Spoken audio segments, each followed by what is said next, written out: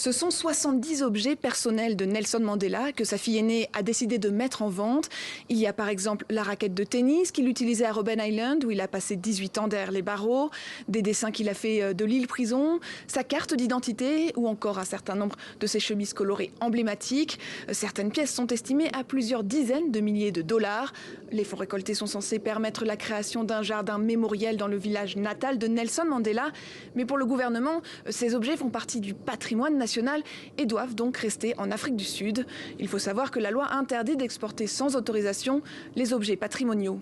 En fait, cela fait maintenant plus de 2 ans que les autorités s'opposent à ces enchères lorsqu'elles avaient été annoncées en 2021 par la même maison Guernsey basée à New York. C'était en particulier la vente de la clé de la cellule de Nelson Mandela qui avait fait des remous. La vente avait été annulée, mais l'affaire s'est poursuivie devant la justice.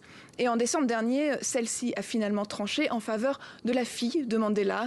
L'agence gouvernementale chargée de la protection du patrimoine a annoncé avoir fait appel.